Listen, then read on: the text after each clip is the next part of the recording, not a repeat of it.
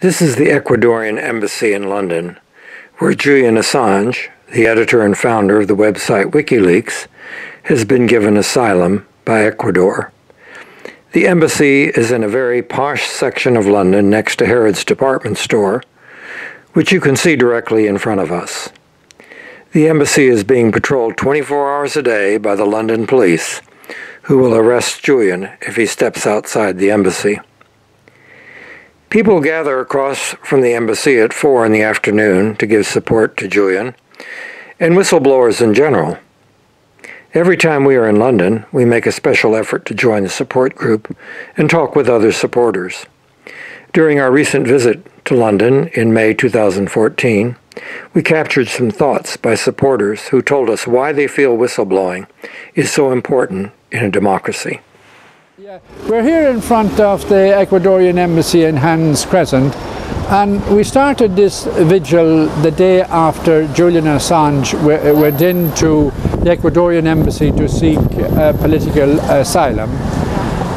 Some of us have been campaigning against extradition for a long time. Clara here, who is from Chile, and I am from Ireland. And 16 years ago, when state terrorist Pinochet was here in England, we campaigned to have him extradited to Spain to face charges for the state terrorism that he indulged in Chile. And since that time, other people have joined us here on a regular basis. Sometimes they come nearly every day. Lance here is from Malta, and my friend here beside me is from Portugal. So we're an international.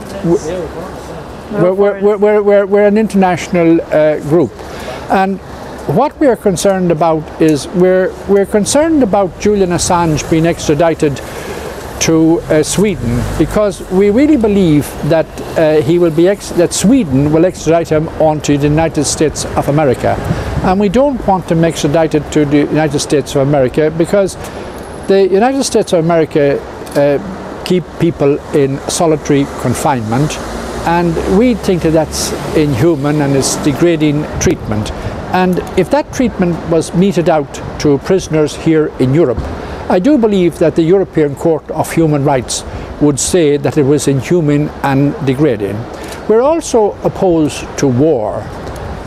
Julian Assange and Bradley Manning and Edward Snowden and other people have focused, other whistleblowers, they have focused international attention on what I would call state terrorism that has been carried out by the United States of America, the United Kingdom and other countries in Libya, in Iraq, in Afghanistan, and even they tried to recently incite bombing of Syria.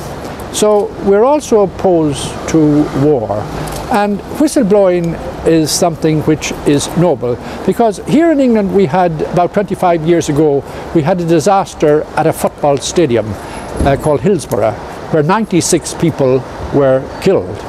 And the politicians and the police, particularly Mrs. Thatcher, tried to pretend that it was the footballers who were responsible for the massacre, when it now transpires as a result of a whistleblower from the police that it was the actual police were largely responsible for the massacre. And there, at the present time, as we are here now, there is an inquest going on in the Royal Courts of Justice in the Strand. And also in relation to a large number of people that died up in a hospital in the north of England, a whistleblower whistleblowed in relation to that too, and the scandal of people being allowed to die in a national health hospital here in England, that has been also highlighted. And whistleblowing is a very important role. It doesn't matter what country it is in, because apart from warmongering and state terrorism, it also can apply, we'll say, to something like a disaster at a football stadium, or a disaster where a large number of people die in a hospital. I think the first whistleblower was Roger Casement. He was an Irish Republican, and he whistleblew in relation to the atrocities carried out by the Belgians in the Congo and by British companies in the Amazon states of America. And there has been a whole host of whistleblowers in relation to a whole host of conflicts throughout Latin America and throughout the Middle East, and also in relation to Cyprus and Malaya. So the role of whistleblowers and the role of people who are focusing attention on war is very important, and that's why we from the Vigil group feel so passionate about these issues, because these issues are vital importance. And I hope that with your video you're able to get this message out to the world at large, because there is a large number of people who stand idly by and do nothing about things. I know we're only a small group, but there again, a small group of people. There were Irish women, they were working in Dunn stores in Dublin, and during the apartheid era they decided that they would not handle South African goods in Dunn stores. So they were sacked by the management. They went outside the store and they started a campaign to focus attention on apartheid. So the next thing was people like yourselves come and videoed them. Some journalists came, some people from the press and the television. The next thing was councils in Ireland started to back them. The next thing was then the Irish government started to back them. And then the next thing was the international community backed them. But the Irish government was the first government to ban the import of goods from South Africa as a protest against apartheid. So when Nelson Mandela came on his state visit to Ireland, the first people he asked to see was a small group of ordinary Irish women. There was only 6 or 8 of them, and they were only a small group, just like this group here, but they focused international attention on apartheid. So that's why even a small group can be of vital importance. So I think that's about all I have to say. Maybe some of my colleagues want to say something more. If you can't fight City Hall, you can sit on the steps. You know, you don't have to be complicit. Oh no. And you can rain on their picnic. Oh yeah.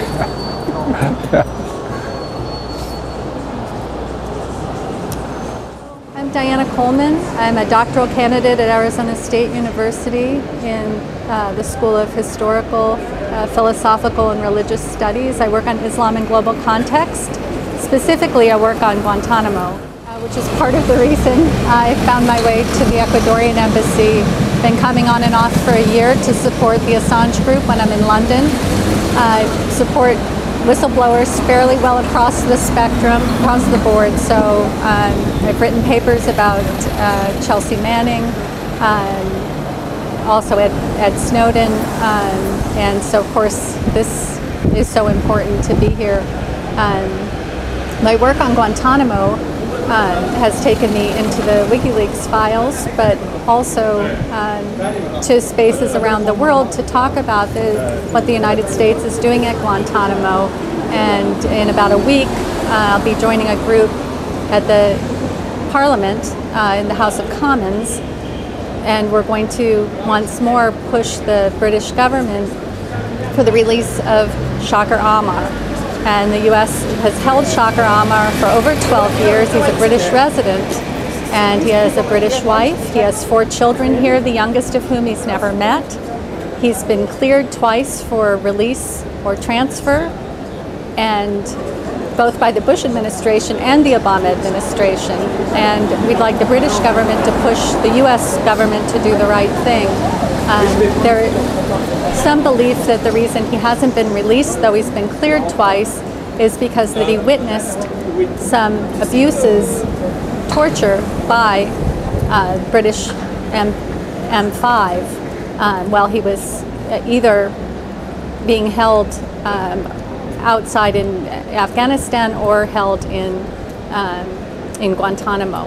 And so that they're reluctant, there may be prosecutions down the road and for war crimes, and that there are people who don't want him released for that reason. So we're gonna push one more time, and I'm gonna try to find the right words to say, because it seems people know the narrative, Parliament knows the narrative, the US government knows, they know the facts, they know that he should be released, and yet they're holding back and they're using secrecy, again, as they do to try to persecute Assange and WikiLeaks, using this idea that as free citizens there are things that our government needs to keep secret from us to protect us.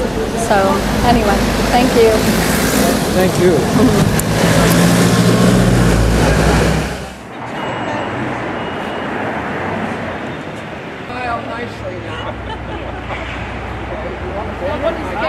Nobody's cake here. Oh, I like that. Free Assange. Please. Rabble rouser. Wonderful. Thank you.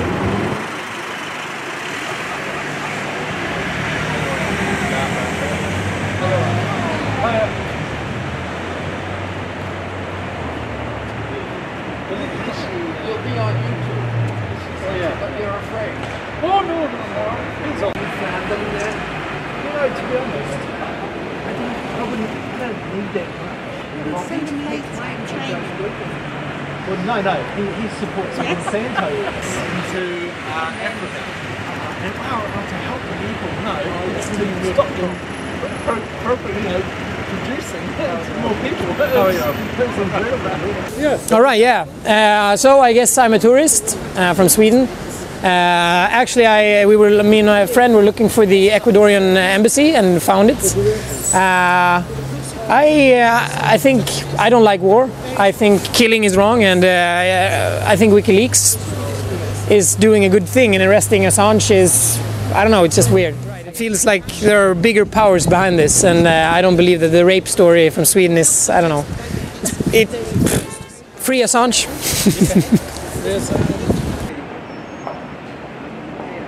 And this is the window where Julian has come out and spoken.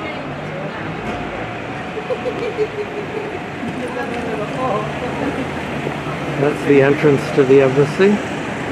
Other people are stopping and holding signs in support of Julian Assange. The Ecuadorians. They're Ecuadorian? Yes.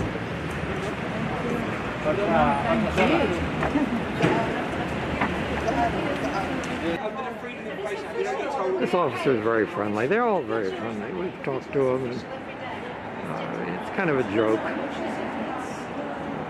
And these people gather every day. And here's the police vehicle.